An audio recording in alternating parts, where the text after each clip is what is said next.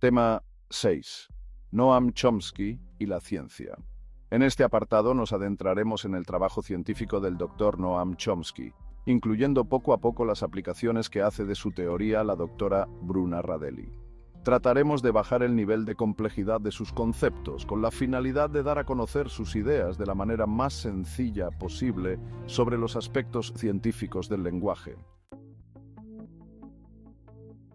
La ciencia lingüística. Noam Chomsky es un científico que abiertamente busca las leyes ocultas de los fenómenos lingüísticos y que ha rebasado a la misma, dando lugar a conclusiones anticipadas sobre la naturaleza de la mente humana que ahora son comprobadas por sofisticados centros de investigaciones que cuentan con equipos costosos de alta tecnología y que en su tiempo no existían.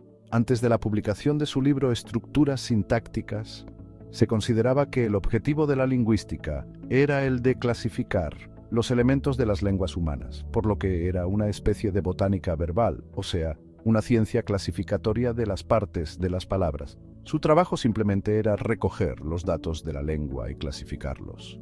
Cualquier ciencia actual quiere no solo describir los hechos, sino detectar sus patrones, analizar sus principios, describir sus parámetros y, desde luego, sus desencadenantes o activadores, con la finalidad de reproducirlos experimentalmente cuando se desee.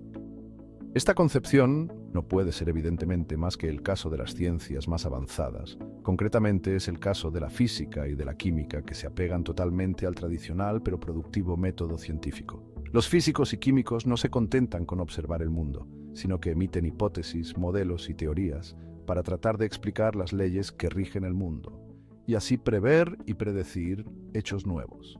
Las gramáticas tradicionales y estructurales eran todos modelos taxonómicos de la lengua, es decir, todas podían reducirse a colecciones de ejemplos, mejor o peor de escritos o listas de oraciones correctas e incorrectas, pero que no emitían ninguna hipótesis sobre el funcionamiento de las lenguas y no explicaban nada acerca de sus regularidades ni de los universales del lenguaje.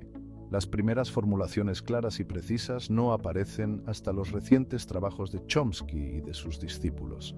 Estos piensan que se han hecho ya las suficientes observaciones sobre la lengua como para poder pasar al nivel de la construcción de una teoría de su funcionamiento. La gramática generativa no quiere ser descriptiva, sino explicativa, y los lingüistas, como todos los investigadores serios, emiten hipótesis que tratan de verificar de manera experimental. Es importante recordar lo anterior para que se pueda comprender en qué contexto se inscribe la gramática generativa chomskiana. Comprensión de los trabajos de Darwin y Chomsky. La investigación de Chomsky puede equipararse a la que en su tiempo desarrolló Carlos Darwin. El joven Darwin pasó tan solo 2 semanas en tierra en las remotas Islas Galápagos, y fue suficiente tiempo para observar ciertos patrones evolutivos, clasificar las especies y vislumbrar lo que significaba la selección natural. Sin embargo, a Darwin le tomaría casi 25 años después de su visita a las Islas Galápagos la publicación de su libro sobre su teoría del origen de las especies, donde plasmó las relaciones entre las especies más que el trabajo clasificatorio de las mismas. Después de la teoría de Darwin, el pensamiento científico cambió para siempre, ya que los principios que menciona ahora dominan virtualmente en casi todo campo de estudio.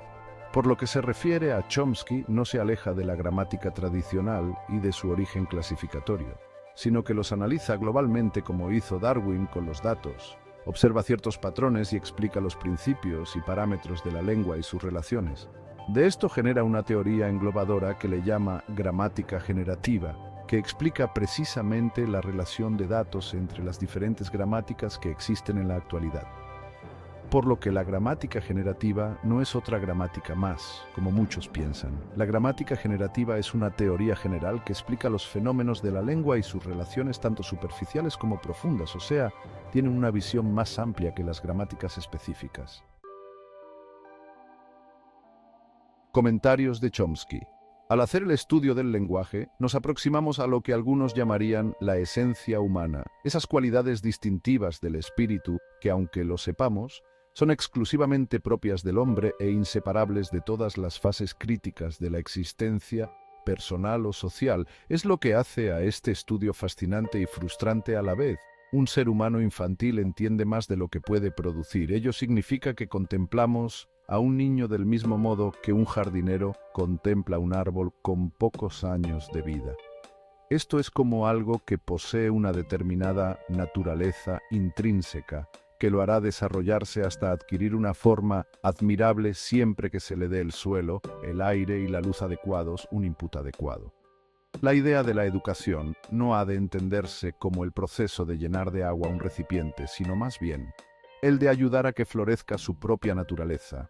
La idea consiste, en otras palabras, en proporcionar las circunstancias o condiciones en las que se puedan desarrollar las diferentes manifestaciones de la creatividad. La construcción de una gramática de una lengua por un lingüista es, en algunos aspectos, análoga a la adquisición del lenguaje por el niño. El lingüista tiene un corpus de datos, el niño cuenta con los datos inanalizados del uso del lenguaje. El lingüista trata de formular las reglas de la lengua, el niño construye una representación mental de la gramática de la lengua.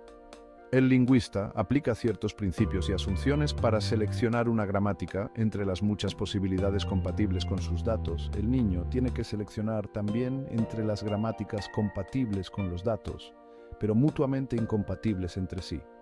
La teoría general del lenguaje, que trata de descubrir y poner de manifiesto los principios, condiciones y procedimientos que el niño aplica al adquirir su conocimiento de la lengua, puede también ser interpretada como una justificación de la metodología de la investigación lingüística.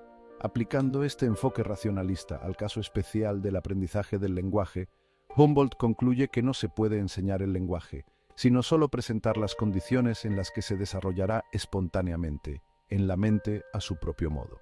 Así que la forma del lenguaje, el esquema para su gramática, nos viene en gran medida dada, aunque no se podrá usar sin la experiencia apropiada, para poner en operación los procesos formadores del lenguaje, como Leibniz, Humboldt, reitera el punto de vista platónico, según el cual aprender para el individuo es en gran medida cosa de extraer lo que está dentro de la mente. La facultad del lenguaje entra crucialmente en cada aspecto de la vida humana, pensamiento e interacción.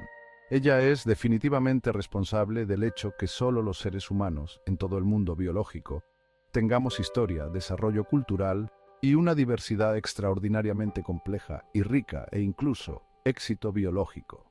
En el sentido técnico, un científico marciano que nos observara no podría dejar de notar esta forma de organización intelectual tan única.